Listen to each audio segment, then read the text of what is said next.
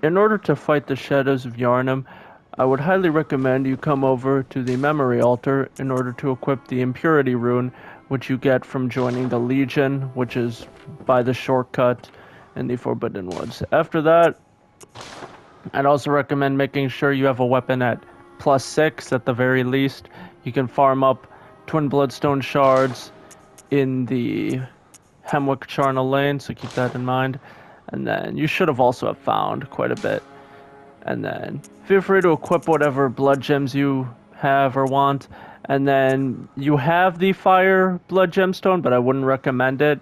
We use this for farming in the lecture hall, but I'd recommend just physical damage because we're going to need some bolt paper for this fight.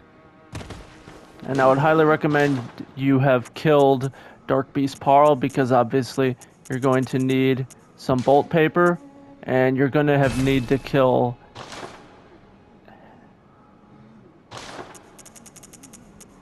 and you're going to need to have killed Henrik so that you can summon him for this fight. So keep that in mind. After that, you'll want to come to the Forbidden Woods. Over here, make sure you equip bolt paper.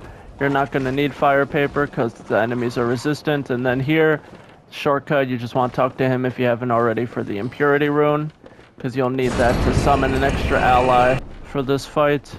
And you'll need as much help as you can get because you got to fight 3 enemies, and this makes it very fun as well as very easy. So you'll just want to come straight through this path as usual. And this area is very confusing, so a good landmark is this right here. You'll just want to loop around it.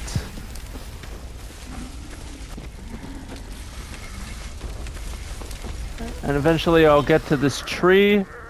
You'll just want to come over to this edge. As you can see, you can drop down. And then you'll just want to come a little further. Just past these little guys. And then you'll want to drop down here. And then you can kill this guy.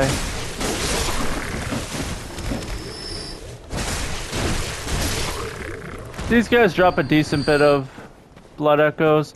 And right about here, I'd recommend obviously have 10 Molotov cocktails, as much as you can.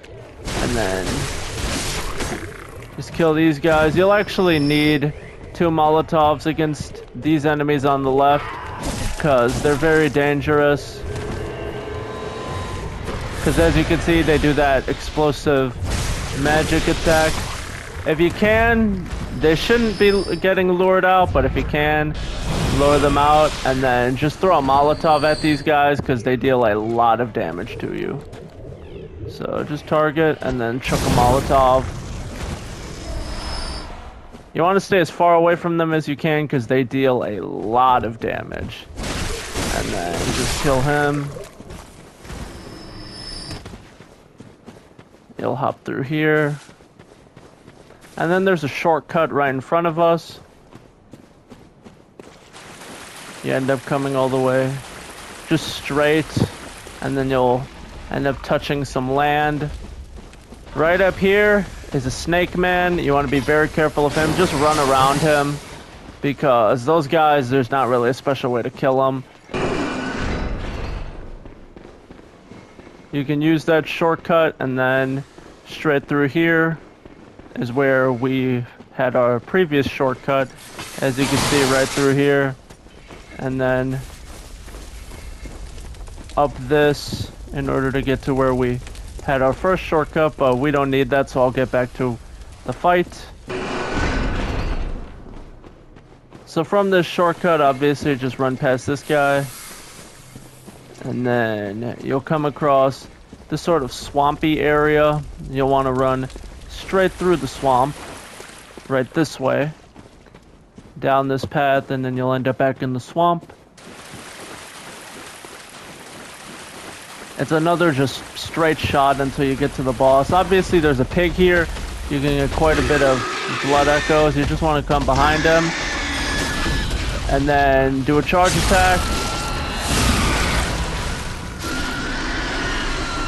And then he drops like 4 blood vials. Oh, only 2. Usually they'll drop 4 blood vials, and then you can find another nice little pig. Over here, you can actually lure him to these torches in order to burn him alive, as you can probably see. He'll step on it. Yeah, right here.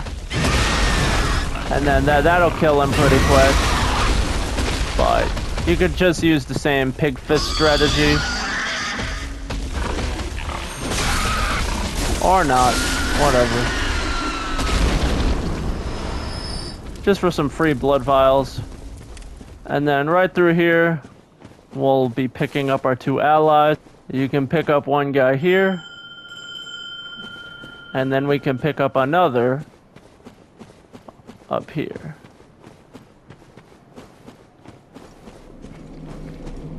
So right through here, there's an enemy over there. Feel free to kill him if you're interested. And then after that, you can summon your second friend. You know, maybe I should kill this guy. As usual, you could just get behind the enemy, and then that'll destroy him.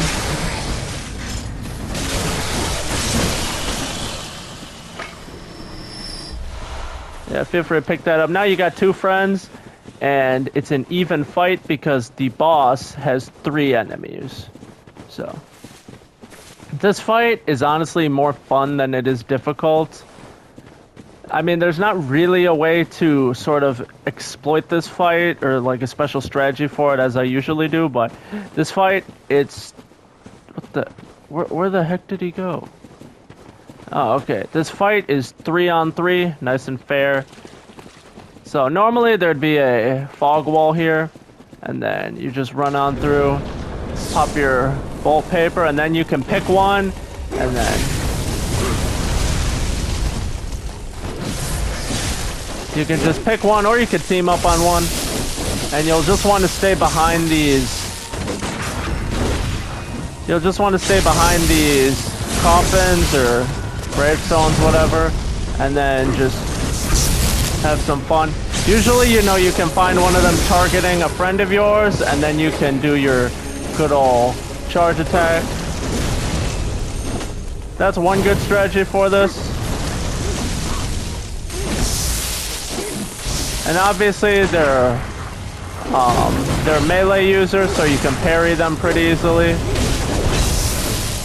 But essentially, you're able to just stun lock them and whatnot, so keep that in mind.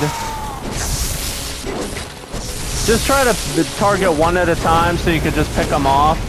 And at that point, you'll just be able to obliterate them. Obviously, this is a great time to practice your parrying, but even if you've got no idea how to parry, you could just pop your bolt paper and obliterate these guys. Obviously, once you get into their second phase, which is sending one of them to half health, you got to be very careful because they'll get stronger once their snakes come out, and that'll significantly make things more difficult for you. But worst case, you can just have your friends taking care of the entire fight. Oh wow, I think maybe one of my friends died. Oh, okay. I mean, yeah, essentially one of them will die at some point, but it's not that bad. When he does that attack, he's going to summon snakes to come out of the ground. Just wait a few seconds for that attack to dissipate. And then, as usual, just try your good old visceral attack or backstab strategy. This mage is honestly the easiest one to fight, because you could just stun lock him, and he has only ranged attacks. So he's not particularly difficult to fight. If you want to stop him from using any attacks, just slowly do one attack at a time, and then just recharge your stamina. And he goes down very fast, just like the rest of them. As you can see, this guy barely has lost any health, so very fun fight. I hope you enjoyed. See you next time.